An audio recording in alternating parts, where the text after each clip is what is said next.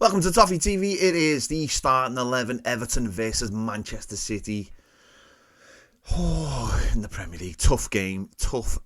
Manchester City coming back after being crowned World Club Champions.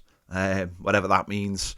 So it's obviously going to be a very tough game. But Everton are in good form. Obviously getting beat by Tottenham in our last game, but we played really, really well. Man City being in a little bit of poor form in terms of the Premier League and coming off the back of a 2-2 draw with Crystal Palace a couple of weeks ago now, wasn't it? Obviously no game for them at the weekend, as I said, being a part of that Club World Championship. So very, very interesting game, and I think it's going to require every single Everton player to be disciplined, very tactically disciplined, and that is obviously, that's why I've picked the team I've picked for this game. Some of the places are because simply we have to, and because we've got no other players. But there are a couple of options from the bench, a bit like they were on Saturday against Spurs, but we are short at the moment. Be nice to get a couple back for this as well, but we'll have to wait and see. In goal, Jordan Pickford. Bit of criticism of him from Saturday due to the second goal. It is one of those ones, isn't it? A goalie pushes that and it's out of danger, pushes it wide, push it slightly more central, and you're causing problems. That's just the way it is. I'm not going to have a go at him. He's been superb, and obviously starts in goal. At right back, it is Nathan Patterson. Possibility that we could have Seamus Coleman, could have Ashley Young maybe back available for the bench for this game, but Patterson I thought actually did quite well. Bit against Tottenham, bit of a shaky start. They really did target our full-backs early on, or certainly that's just the way they play anyway. But I thought he grew in the game and did well, so he starts at right back. On the other side, Mykolenko obviously returned against Tottenham. He will continue, and hopefully having those 90 minutes under his belt, we'll be at it again for this game, because he was in excellent form before the Tottenham game, and hopefully that continues. The two centre backs, James Tarkowski and Branthwaite, obviously they're our best two, and I thought he did okay against Spurs. Tarkowski could have done better for the first goal, or should have done better for their first goal, but so be it. But obviously that's pretty much as close to our normal back four. You could swap any of the right backs out really, and I think the other three picked themselves, but you could swap any of the right backs. Into the midfield, this is where it's become a little bit interesting, because obviously players out injured. Amadou Onana starts in the middle of the park.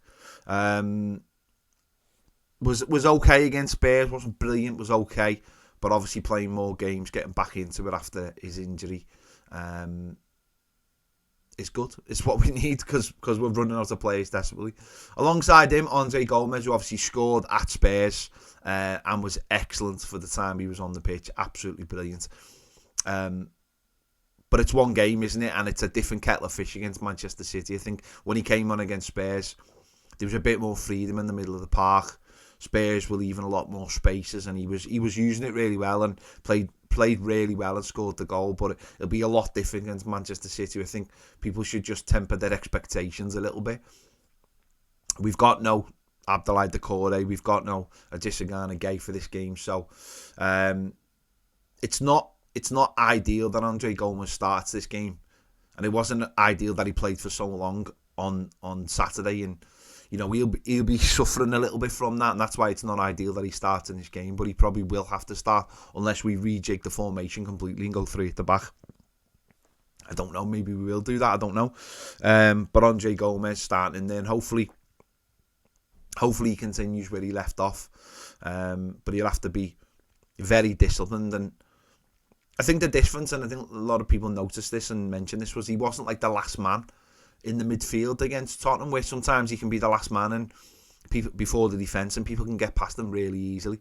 That seems to be what it used to be like anyway. That wasn't his job on Saturday, and if he does start, hopefully that's not again. You've got Onana for that protection in front of the back four.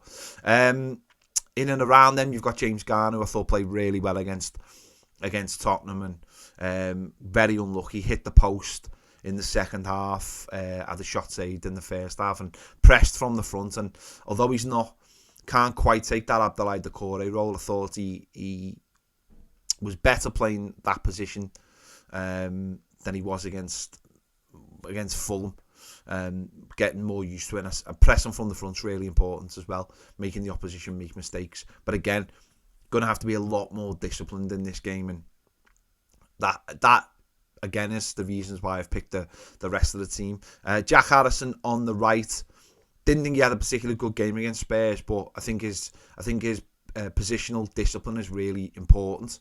Danjuma obviously looked good off the bench against Spurs, but I just don't think he's got the discipline to play the first hour against Manchester City, where you're trying to create a foothold in the game. I think that's something that Jack Harrison's done, and similar on the side, Dwight McNeil, he'll do exactly the same thing. You could have Dwight McNeil on the right and you could have Danjuma on the left side.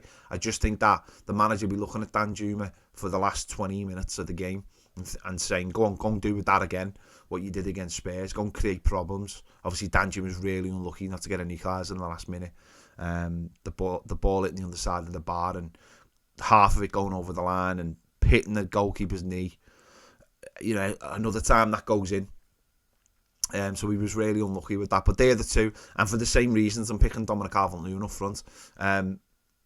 Again, wasn't brilliant against Spurs, but I think we'll need that discipline up front. We'll need that positional, that ability, that outball, going long, getting us out of, just going long and creating different options. And his aerial threat, I think, is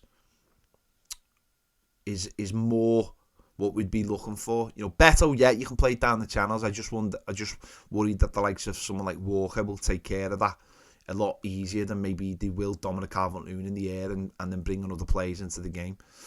Listen, we wait and see. The manager might have other ideas and might have formulated a plan that means that he's going to get round that. But yeah, that's my starting 11. As I said, you've got the likes of Danjuma, you've got the likes of Beto who can come on for this game. Hopefully the likes of Seamus Coleman and Ashley Young are back in the squad and on the bench, and we can utilise them, because we need every play we can get at the moment. We've obviously got this game, we've got the game on Saturday against Wolves, and then Thursday against Crystal Palace, and then obviously it starts to calm down a little bit then and get back to normality. But those games obviously coming hot on the heels of playing Spurs and playing Fulham. So the squad is being tested. We all know it would at this time of year, but as long as the players to keep giving that effort and the discipline and keep playing the way they've been playing, then I don't think we can have any kind of arguments about the situation at the moment. So there you go. Let me know your thoughts in the comments on this team. Who would you go for